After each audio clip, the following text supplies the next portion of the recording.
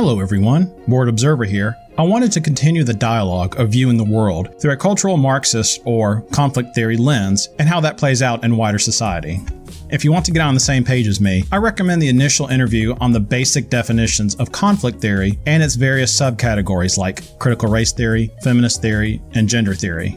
Now, on to the headlines. Judge Brett Kavanaugh has been the main subject of interest this past week due to allegations that, when he was 17 years old, I think, he sexually assaulted progressive Christine Blasey Ford. Ford has brought this allegation against Kavanaugh right at the last minute of his confirmation to be a Supreme Court justice. Mind you, she had made this allegation known in July, and Senator Dianne Feinstein sat on this information until very recently. Regardless of what you think about Ford or Kavanaugh, Senator Feinstein's withholding of Ford's trauma makes me inclined to think that Feinstein didn't think that this allegation was credible, but she could use it for her party's advantage. This will work to our advantage. Before I dive in, I don't know if Kavanaugh is guilty. I don't know if Ford is telling the truth. That isn't the point of this video. The point of this video is that viewing the world through the lens of cultural Marxism or conflict theory forces the viewer to arrive at prepackaged conclusions. For instance, Senator Mazi Horiano said she can't give Kavanaugh the presumption of innocence based on his political and judicial philosophy. One might say that's prejudice. Am I so out of touch? Be that as it may, I was going to analyze the statements of the senator for this video, but I came across a Facebook comment that I could not simply ignore. For the sake of disclosure, I have kept the author of this quote private and other identifying comments because I want to attack his ideas, not the person. So without further ado, here's the comment. No, I don't have all the facts, and no, I wasn't there. I also believe he believes he did nothing wrong. Growing up mostly in upper middle class white Atlanta, going to Georgia Southern, and knowing my fair share of frat boys and the kind of things boys brag about to each other, Kavanaugh's behavior is hardly rare, but sadly, frightening, all too common. It's endemic among white middle class, privileged males to the extent, and again, this happened in the 80s, that it doesn't seem wrong even though it is.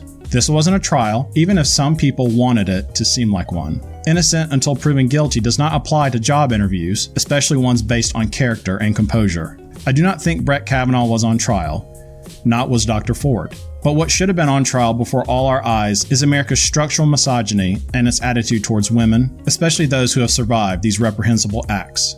America has a misogyny problem, and we have a toxic masculinity problem. Maybe now we can start to really address these issues, now that they're so uncomfortably brought to light. There you have it. There are so many things that are speculative and prepackaged in this comment, I can only get to a few of them. First off, this is a clear case of a cultural Marxist conflict theory point of view. The main gist of this theory is that, quote, white, cis, straight, American, right of center, wealthy, orthodox-leaning Jews or Christian males are the oppressors and have the lowest moral authority to speak on social issues because of their history of oppression. This is historically true, by the way, but since we're after the truth in the case of Kavanaugh, these identifiers aren't necessary at getting at the truth in this case. This isn't a case to redeem all sexual survivors. Kavanaugh is not a collective ram in which we can put on a sacrificial altar and ascribe to him all the injustices of the past strictly on his shoulders. Remember, truth is what we're seeking.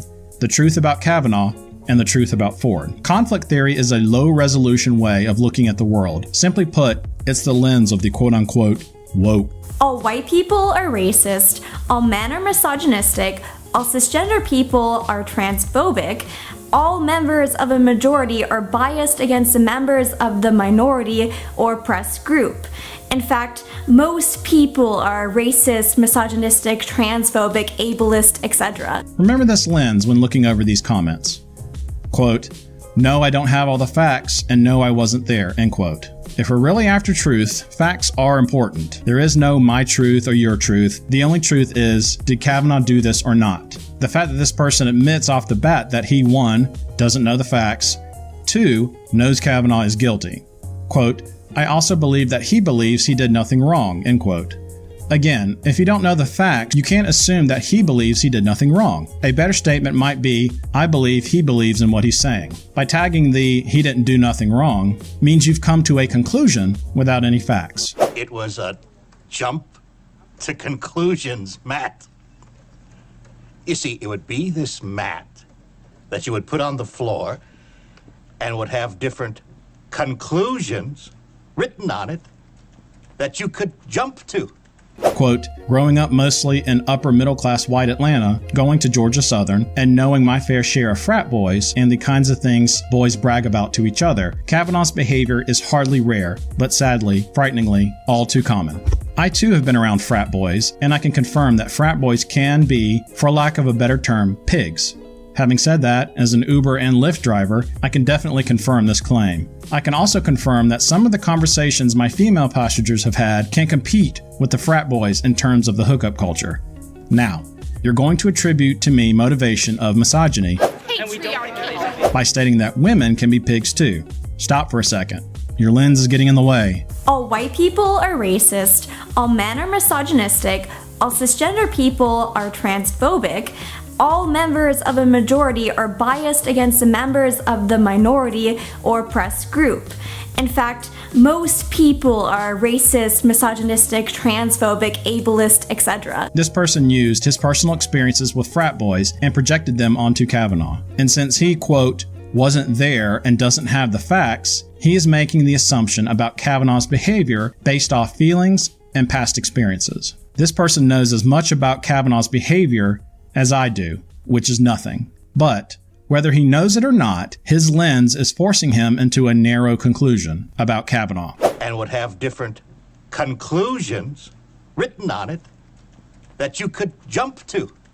Quote, it's endemic among white middle-class privileged males to the extent, and this happened in the 80s, that it doesn't seem wrong even though it is. Here's the lens again. This kind of misogynistic behavior is more endemic of hookup culture rather than white, middle-class privileged males. Even in that statement, you can see the prepackaged opinion. Quote, endemic of white middle-class privileged males.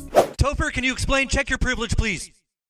It's getting someone to acknowledge their own inherent privileges and reminding them to put them aside in order to better understand another human's plight. Thank God. Poor and rich white males escape to scrutiny. Quote, it doesn't seem wrong, even though it is. End quote. I'm giving that 2 out of 5 burning straw mens on that statement. While it's true that a good portion of males, white, black, and everything in between, see sex as nothing more but conquests, you're pushing against an open door with people that criticize hookup culture. And what do you think normally happens to people when they make judgment calls on the excesses of sexual expression? They're called a prude reductionist. Moving on. Quote, this wasn't a trial, even if some people wanted it to seem like one. Innocent until proven guilty does not apply to job interviews, especially ones based on character and composure. Lawyer and professor Alan Dershowitz rebuts this.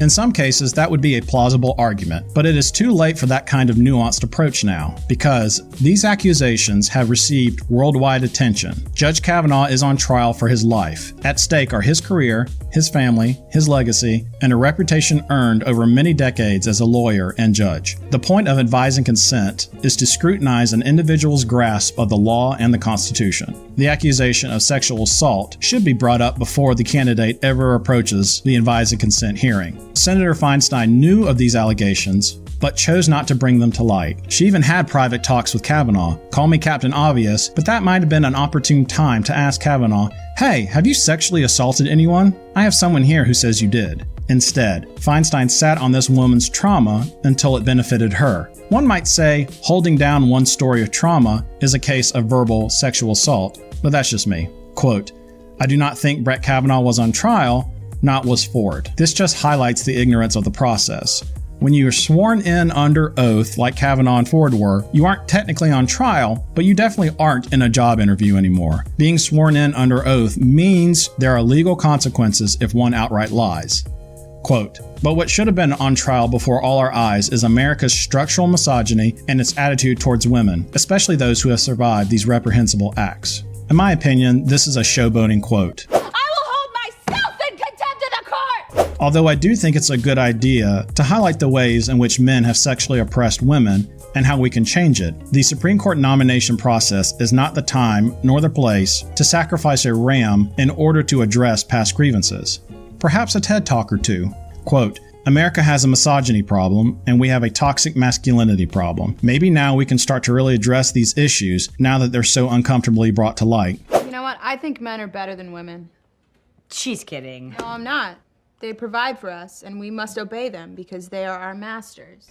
I agree with the misogyny problem, but you have to approach this topic, or any topic, with more grace and empathy. Most of us, I think, don't find street preachers all that approachable or graceful, so why would we want to address sensitive social justice issues in the same way? The actions of the woke crowd look more and more like the social justice versions of the Westboro Baptist protests. It's not so much as God hates fags, but more like, all white people are racist, all men are misogynistic, all cisgender people are transphobic, all members of a majority are biased against the members of the minority. And that's where I'm going to stop on this comment. Again, the point of this video was to demonstrate how cultural Marxist or conflict theory points of view automatically forces the devotee to come to a predictable conclusion. It's a lazy way of thinking that, in my opinion, many people adopt out of guilt that they're usually way more privileged than the people they claim to stand up for on social media. Anyways, thank you for watching. See you next time. Word. Word.